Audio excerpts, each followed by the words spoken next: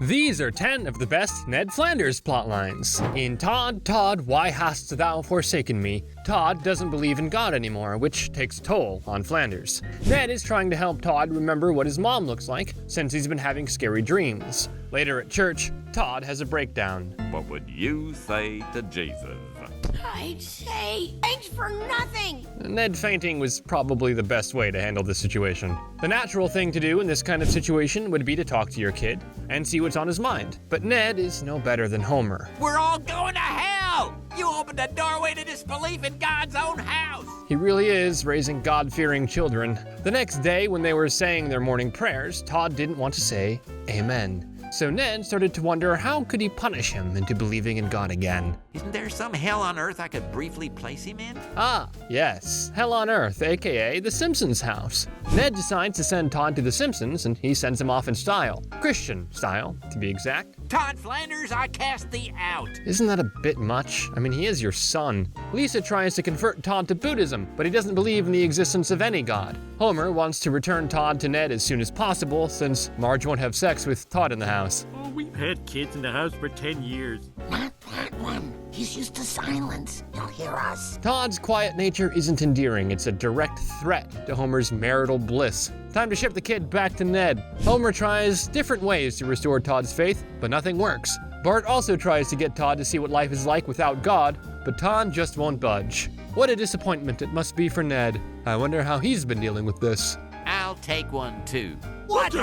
I'm losing everything. Just give me a drink. Ned drinking? Wow, he has gone off the rails. Ned and Homer get drunk together, and it seems as though they're really starting to get along. I guess it only took Homer killing his wife and making his son lose faith for those two to make friends. There may not be a heaven, but getting drunk with you ain't hell. This is the beginning of a beautiful... And they're dead. Ah, so close. Homer and Ned are both in heaven, which is concerning, to say the least. God gives them visitor passes, since their bodies are still alive and in the hospital. Even Bart says a prayer. Bart, what are you praying for? New bike? Yeah, right. Marge reassures Todd that it's okay to pray for his dad, even though it may not be directed to God, so he does. Todd is praying. He's praying for me. Well, what do you think? Taking him out to live with the savages. Of course he wants you back. Homer meets his mom in heaven, and she tells him that in her eyes, he'll always be perfect. Come here, you. Oh my God, this is all I ever wanted. Ah, damn it. They both wake up at the hospital, and everyone is thrilled with joy, especially Ned. I believe again.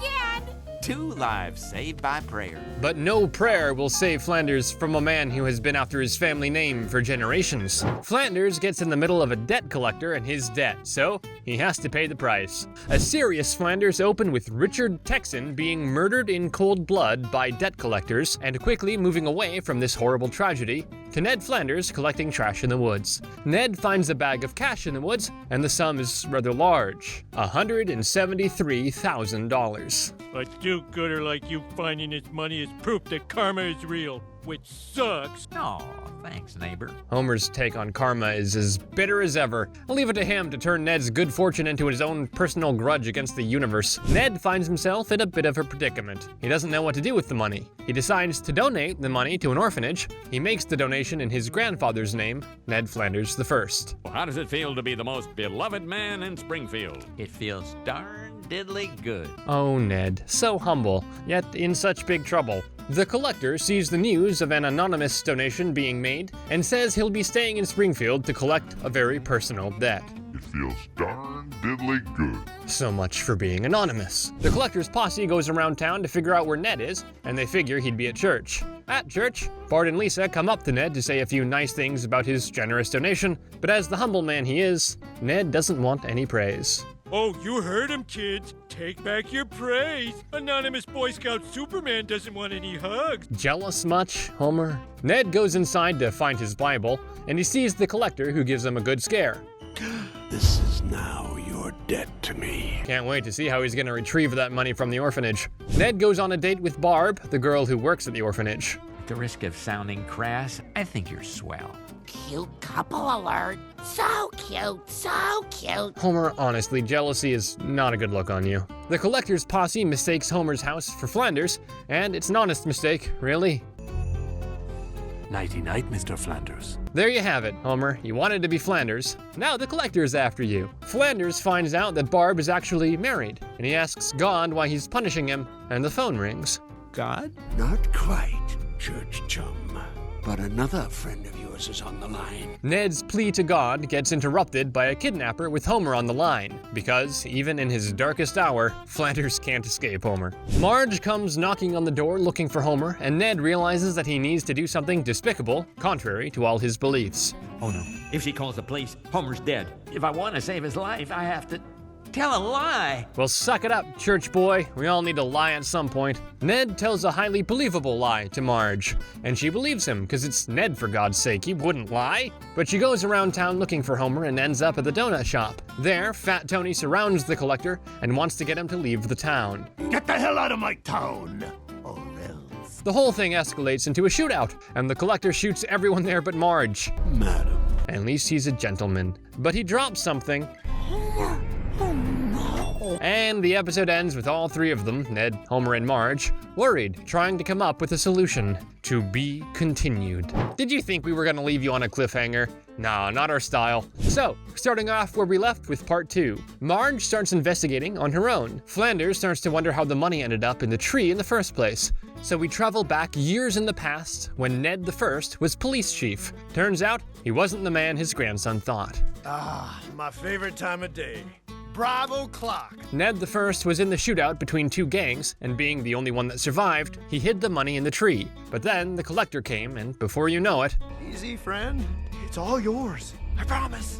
Just don't. Oh, come on! So frustrating. Homer is still kidnapped, and he begins to mess with the minds of his abductors. Wow, if I said something that's sexist, my wife would be furious. The couple starts fighting and trying to kill each other, literally, while Homer tries to untie himself. The cabin starts burning and they don't even notice, which results in the bathtub falling on them and crushing them. Yeah, that really happened. You guys okay? I don't think so, Homer, but why don't you try and escape? Because if the collector doesn't kill you, that smoke inhalation certainly will. In the meantime, Flanders tries to retrieve the money he donated. He realizes that in order to get the money, he must seduce Barb. You can do this, Neddy.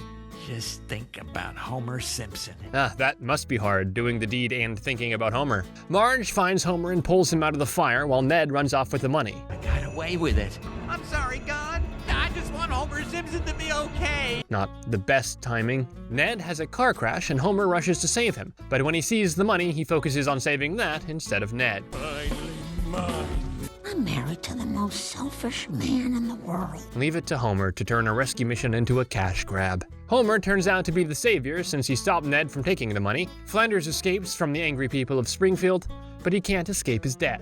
I am coming to collect when you least expect it. You mean now? What do you expect, Flanders? The exact time and place? 3 years have passed since that incident, and Homer seems to have it all. His own business, a loving family, and the whole town loves him. Hero.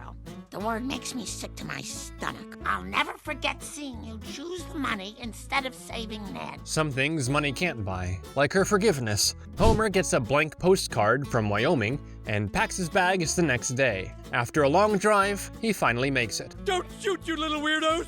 Daddy, it's Mr. Simpson. Wow, the lumberjack look suits Flanders. The two connect over the fact that the money ruined everything when they hear banging on the door. Flanders thinks it's the collector, but Homer reassures him that he took all the necessary precautions. What is it, Homer? A mistress? A secret family? You better not be a sports podcaster. Marge can forgive a lot, but a sports podcaster? That's where she draws the line. Some betrayals are just too big to overlook. The collector starts shooting up the cabin, and the three of them start running away. No, I won't put you two in any more danger. I'm the one he wants. Okay, Phew. bye. Good luck! Wow, what supportive friends. The collector and Ned end up on a frozen lake where the collector tells him his grandfather was a dirty old man who even killed a man in cold blood for that money. I'll kill you! Wow, if Ned said it, he really meant it. Flanders throws away the collector's precious little book of debts, and he runs to get it, but the ice beneath him cracks and he falls into the lake. The Flanders move back to Springfield and Homer and Marge make up. So I would call this a picture-perfect ending. But not every ending is picture-perfect in Ned's life, especially not since he joined the mob. Flanders accidentally joins the mob. The Many Saints of Springfield starts with everyone in Springfield being awakened by Ned Flanders' trash can being caught on fire. It's a fire. here. Oh my god, oh my god! At the Flanderses'. Flanders, go back to sleep. Real neighborly, Homer. Real neighborly. Marge notices that something's going on with Ned. He's been having a bad luck streak recently. Never say what's the point of going to church this Tuesday? What? Ned losing faith? What has the world come to? Ned begins to explain how it all started when he was Bart's teacher. He started promoting believing in Jesus, even though he worked at a public school. This is a public school. No trying to save sinners. Because the ones who can't afford private schools don't deserve salvation either? Being desperate after losing 2 wives and 2 jobs, Flanders went to pray, and there he met Fat Tony, who said he'd help him with his business of selling things for left-handed people. Geez, that makes it sound like they have a disability or something. You went into business with the mob? I Googled him. It said legitimate business. I never dreamed the internet would lie. Proof that even the most well-meaning Flanders can fall for the internet's sketchiest recommendations. Stupid, stupid Google. Flanders goes on to say that everything was going great, almost too good to be true. Homer walks in and hears what they were saying. Ned, no offense, but how could you get mixed up with Fat Tony? I mean, that sounds like something I would do. Who better to give advice on poor decisions than the man who's made them his whole life? Flanders explains how he began to spend more time with Fat Tony. They took me in as one of their own. That's not something to be proud of. But one small thing, or person, changed everything. She walked in.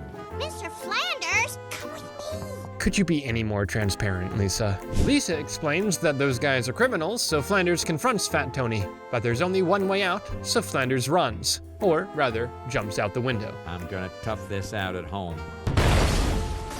I guess not. The Simpsons offer Flanders to stay in the little room above their garage until things dial down, but Homer gets followed by Tony's posse, and they break in. No Flanders. And who knew Fatso had such a hot wife? Looks like Tony's crew is more interested in Homer's hot wife than the actual business. Homer's not the only one who gets distracted easily. Flanders goes straight to Fat Tony to try and work things out because he believes in the best in people. And a man who loves his mother as much as you do can't be all bad. Mommy. Oh my god, he actually managed to talk down Fat Tony. Any last requests? Well, I guess not. I want to be clean shaven for the Lord. He's wearing a wire. Ned Flanders a government snitch? That's not something you see every day. Ned goes on to rebuild his house and continue living his normal life, but one thing isn't quite normal. Stupid Flanders, you're a brave man. Homer not insulting Flanders completely and giving him a compliment in the same sentence. Now that's even weirder than Flanders being a snitch. Ned really is the play-by-the-book guy. But when things get tough, he might even resort to stealing. The Flanders and Simpsons take a holiday trip together and end up lost at the Grand Canyon. Grand Canyon starts with Homer trying to put Maggie to bed, but she wants to hear a bedtime story. So he tells her a story about how the family went on a trip with the Flanders. 2 years ago, the town volunteered to help clean a neighboring city. The Flanders family got a gift card for a trip to the Grand Canyon, but the card was for 2 families. So they went with the Simpsons. After 10 hours of driving, I finally saw the most glorious sight. And suddenly, the view is disrupted by the Flanders family singing church music. Jesus Christ is born. Here comes Homer's safe word, octopus. A vacation with Flanders?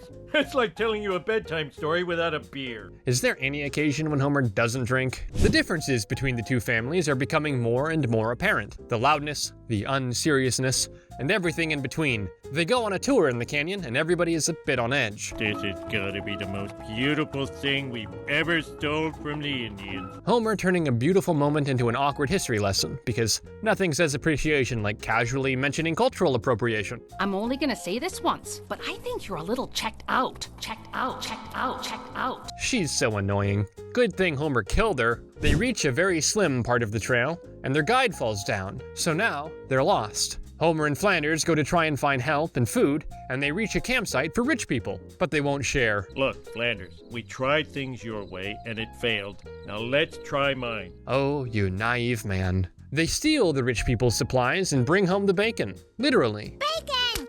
Bacon. No, this was before Lisa was a vegetarian. Lisa's eating meat, the concept I forgot existed. The weekend reaches its end, and Ned and Homer get to talking. Ned asks about their friendship, to which Homer responds, Flanders, like all friendships between men, in the end, it's up to our wives. Looks like Marge and Maude are the real power players in this dynamic. It's hard to imagine Ned with someone else besides Maude, but that's exactly what happened when Ned meets Edna and they immediately start dating. But Ned doesn't know one big thing about Edna. The Nedliest catch starts with Bart making chaos at the school gym and his teacher Edna not being able to stop him. Oh, Edna. Too far, Edna. Too far. Edna gets suspended, and her punishment is, well, sort of a detention for teachers who've done something bad. Bart feels bad that she has to suffer for his bad behavior, so he comes up with a plan that will allow Edna to leave detention. Who says you're leaving? You made a dummy of me? And people say students can't be creative. Bart and Edna go to sneak out the window, but Edna falls, and right into the hands of none other than... Did a volcano erupt in Candyland? Cause I just caught me a flying red hot. Oh, that Flanders knows his way around words.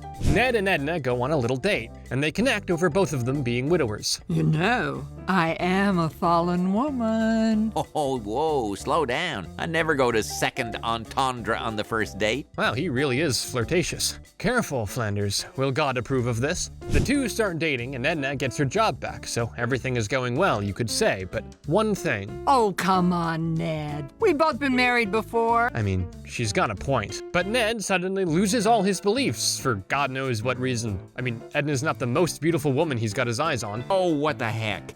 I know it's impolite to make a move till episode 25, but you're that special. Oh my God, this is getting serious. Because nothing says true love like breaking your own moral code. Edna starts coming over to Ned's, and she begins to see how Homer messes with him on a daily basis. So, she decides to confront him. But I can't watch this guy push you around anymore. Marge, tell her I don't push Ned around. Marge hesitates a bit and then confirms that Homer does in fact push Ned around a bit. So now everyone's ganging up on Homer. At least that's what's going on in his head. Edna also says that Homer is to return everything he took from Ned. And I'll just take my tumbleweed back. It was about time he returned everything, and now he can actually park the car inside the garage. Homer and Bart come up with a plan to break up Ned and Edna. Homer says he's going to show Ned the wonders of single bachelor life, and Bart is going to show Todd and Rod how awful having a stepmom is. Great plan, right? If fairy tales have taught us one thing, it's that first wives are perfect, second wives are horrible. Just the opposite of real life. Are you trying to tell us something, Homer? Just don't let Marge hear you. Homer takes Ned to Moe's and tries to talk him out of seeing Edna. Ned, if it's boneheaded to talk you out of seeing Edna, then I don't want to be brain-headed. Homer's logic here is a perfect snapshot of his wisdom. He'll proudly choose to be boneheaded over using his brain any day. But Ned tells Homer he envies the relationship he has with Marge, and he misses having a woman of his own, someone to put in his prayers. I never dreamed that beneath those idlies and tiddlies, there was a two. Only Homer could turn a heartfelt moment into a backhanded compliment. One thing Homer wasn't hoping to happen was that every single guy in Springfield had slept with Edna, so when he proposed a toast for the two, everyone began sharing their own Edna stories. You all know Edna? Everybody knows Edna. That's something a Christian man will hardly put aside. So that night when Ned goes to see Edna, he ends up seeing a lot more people. To be precise, everyone Edna has ever been with. What is it? I can't do it. Edna, call me Delta Airlines, because I can't handle your extra baggage. Still a gentleman, even in situations like these. Homer realizes the mistake he's made, so he has to go convince Ned that he should try and work things out with Edna. And if a giant rabbit can lay chocolate eggs, maybe you and Edna can find a way to make it work. Great pep talk, Homer. So Ned decides to talk to Edna and try and figure out a way to make things work. You've been with a lot of men, but I forgive you. Damn it, Ned, even you say stupid things. Truly, you're no better than Homer. You forgive me? You sanctimonious prude. Edna tells Ned that he's gonna have to learn to live with the fact that she's dated a lot of men, and it should never ever get in their way. So Ned decides that the decision should be put in the hands of a higher power. Can't even make that decision for himself. How will their relationship look like years from now? Will they be together? Married even? Or was it just a fling? Ned and Edna reveal that they'd married in secret, but they're having some problems. Ned and Edna's blend agenda begins with an audition for the Passion Play, and Homer gets the role of Jesus. Everyone thinks he's gonna blow it and ruin the whole play. Dear Lord, I know you see all, but trust me, you do not want to see this. Flanders praying for divine blinders is peak desperation. He's basically asking God to take a coffee break during Homer's performance. Homer actually does an incredible job of playing Jesus, and everyone is quite surprised. All wise, you have rightly raised Homer above me. Never again will I question. Classic Homer, he ascends to divine heights, only to come crashing down, literally and figuratively, right onto Flanders' humility. When the ambulance shows up and takes Flanders to the hospital, everyone is shocked to hear this. Only members of the immediate family allowed in. It's okay.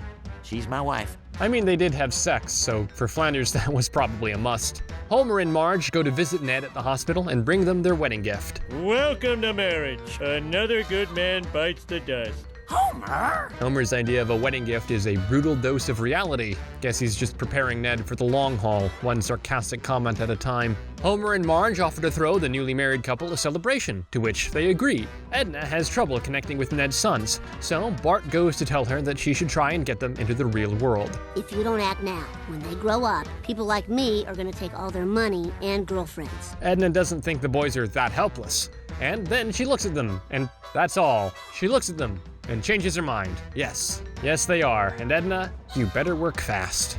Edna has to go to a parent-teacher meeting instead of Ned, so she is absolutely shocked to see that the private school is teaching them nothing. You pulled the boys out of school? Ah, the marriage squabbles. I hope Ned has a lot of patience with them. At their party, Ned and Edna start fighting over how to raise the boys. The boys got temporary tattoos, which makes Ned very angry. Edna says she was the one who said it was okay. Yeah, chillax, Daddy. Chillax? Young man in the Flanders house, we speak the king's diddly. How does everyone keep a straight face when he says things like that? Ned grows more and more angry and starts causing a scene. You get my boys tattoos, you change their school, you buy Rod sneakers that light up like Times Square. Jesus, Ned, keep your cool. You're a man of faith. Shouldn't you approach everything with a calm demeanor? Ned spends the night at the Simpsons house and witnesses what a real marriage looks like. Marge and Homer start fighting about how to parent Bart, and Homer swears by something he's read on the internet. Why would you believe him? What he says is true because it's in all caps. Are you gonna argue with caps? Homer's logic is bulletproof. If it's all in caps, it's practically a universal truth. Forget parenting books, just trust the almighty internet and the caps lock key. Ned is shocked by the fact that even after years of marriage, Homer and Marge don't agree on how to parent their children. Ned, I realized long ago there are some things Homer and I will never completely agree on. Ned's getting a crash course in marriage, where agreeing on parenting is optional, but the never going to bed hungry rule is non-negotiable. Ned decides to make a grand gesture and apologize to Edna in front of the whole school. Edna also apologizes for overstepping Ned's boundaries. I guess I never really truly cared about children before.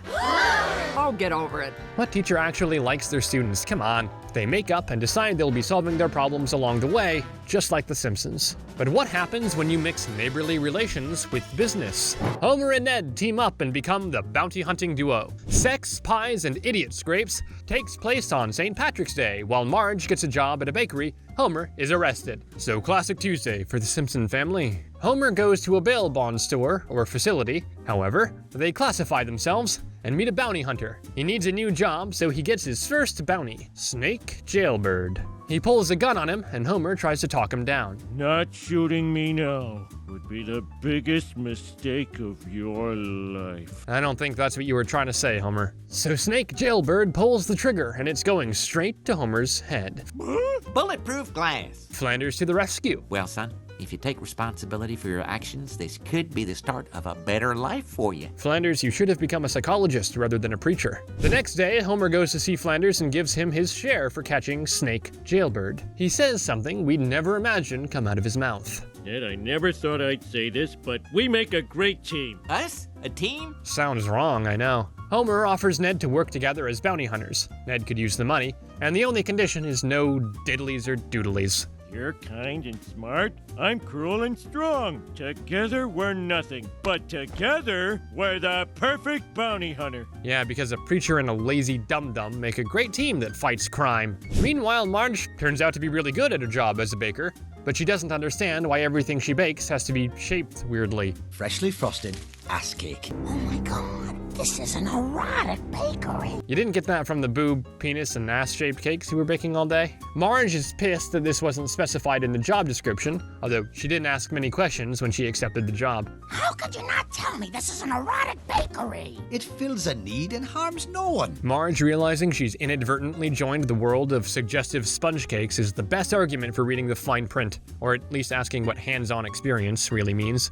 Homer and Flanders are starting to get the whole bounty hunter thing. They even made an office. Dear Lord, thank you for creating so many evil criminals for us to bring in, and also thank you for my partner Homer, who... Did you just taser my coffee? That's one way to put a taser to good use. Homer comes home with a bunch of presents from work, shell casings for Bart, and something very special for Lisa. A new chemistry set!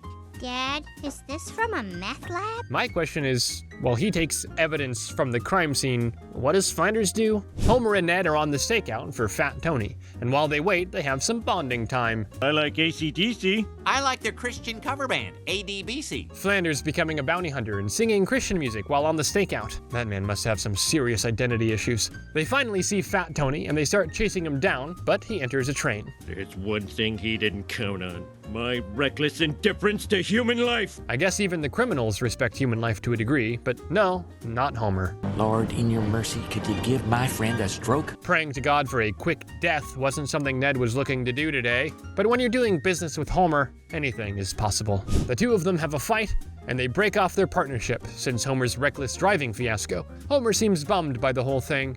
I can't believe Flanders dumped me. Homer, is that sadness I hear in your voice? And about not doing business with Flanders. Flanders want to resign as a bounty hunter, but they have one more job for him. This is one jumper that Homer can't catch.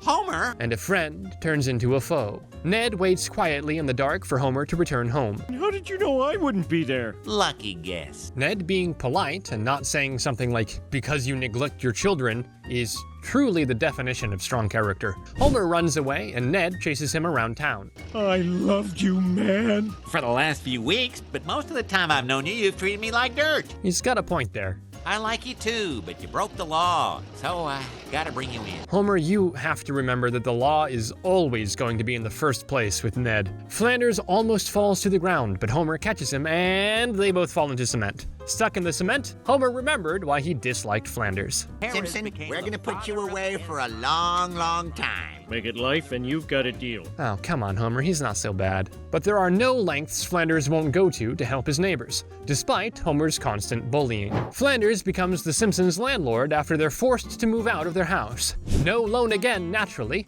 starts with the family throwing its annual Mardi Gras party, and the whole town is invited. Well, except Flanders. Your Majesty, did you remember to invite Ned Flanders? Now that's just mean, Homer, only not inviting your first neighbor. Lenny asks Homer how he can afford to throw such lavish parties, and Homer replies, I have this magical thing called a home equity loan. I borrow all the money I want, and the house gets stuck with the bill. Oh, Homer, but who pays for the house? Homer and Marge go to their broker, and he informs them of the new tax they'll have to pay. Since they don't have that kind of money, the next natural step is...